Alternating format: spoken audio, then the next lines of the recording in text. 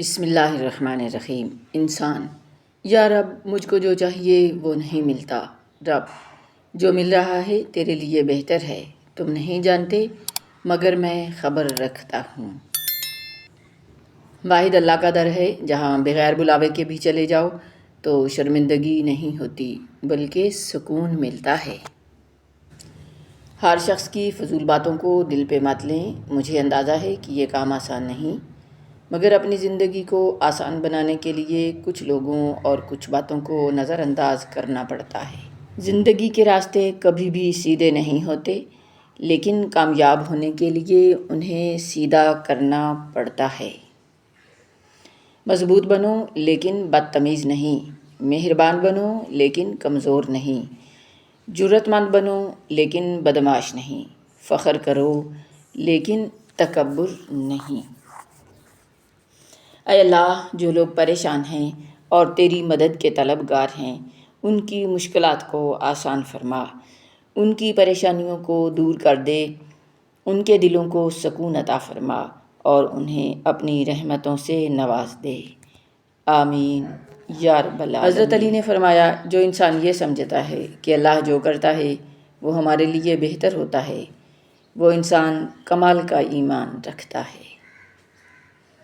حضرت علی: بس اتنی سی کوشش کرنا کہ تمہاری وجہ سے کوئی رب کے آگے نہ روئے۔ جو چیز عظیم الشان ہوتی ہے اس کے لین دین پر گواہ بنائے جاتے ہیں تاکہ آئندہ جھگڑے سے بچا جا سکے، جیسے زمین کی خرید و فروخت پر گواہ بنائے جاتے ہیں تاکہ مستقبل میں جھگڑا نہ ہو۔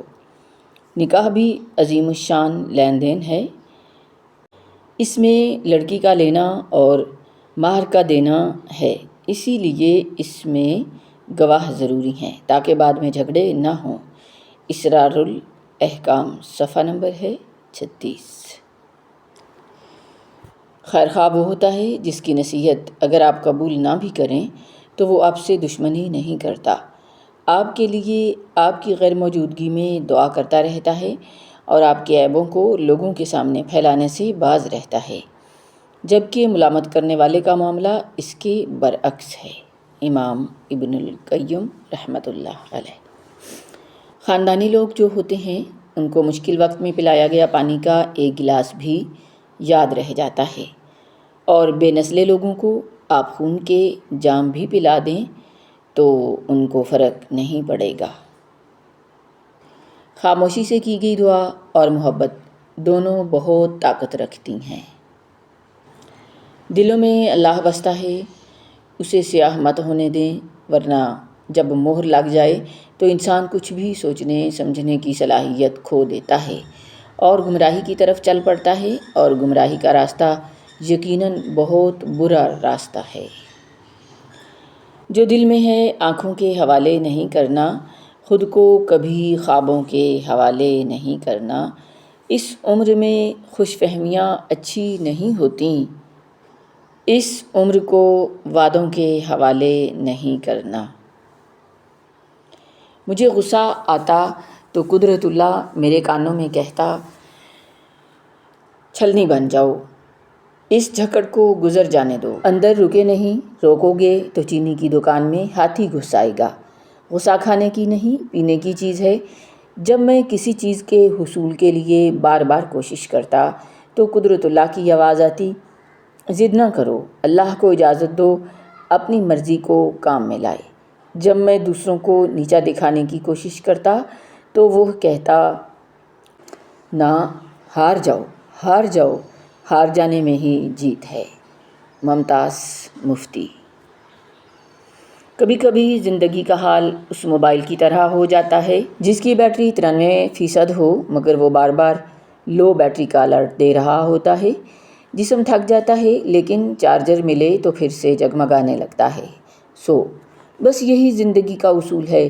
اگر تھکن محسوس ہو رہی ہے تو مطلب صرف اتنا ہے کہ آپ کو اپنے اندرونی چارجر سے دوبارہ کنیکٹ ہونا ہے، چاہے وہ دعا ہو، پانی کا گلاس ہو یا کسی اچھے دوست کی بات۔ یاد رکھیں، کمزوری لمحاتی ہے اور حوصلہ مستقل ہے۔ بعض لوگ اتنے بھی خاص نہیں ہوتے جتنا ہم سمجھ لیتے ہیں۔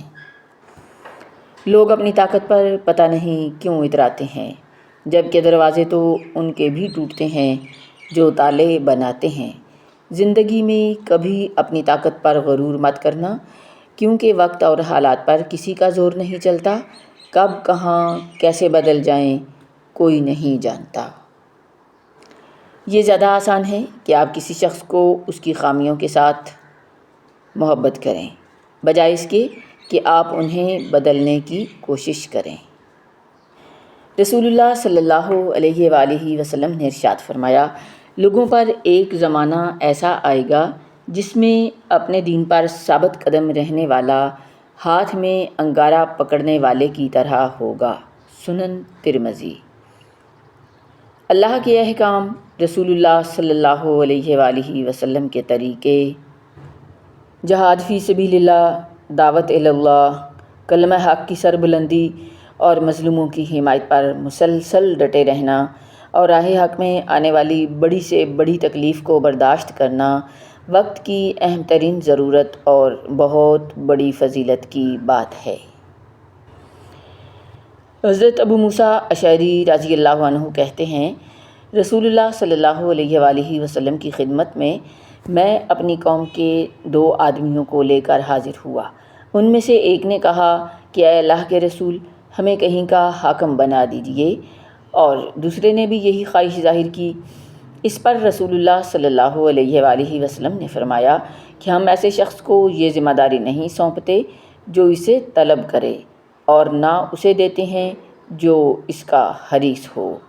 صحیح بخاری، حدیث نمبر ہے 7149۔ انسان ڈاک کے ڈبوں میں موجود خطوں کی مانند ہو گئے ہیں، ایک دوسرے کے قریب تو ہیں لیکن کوئی نہیں جانتا کہ دوسرے کے اندر کیا ہے۔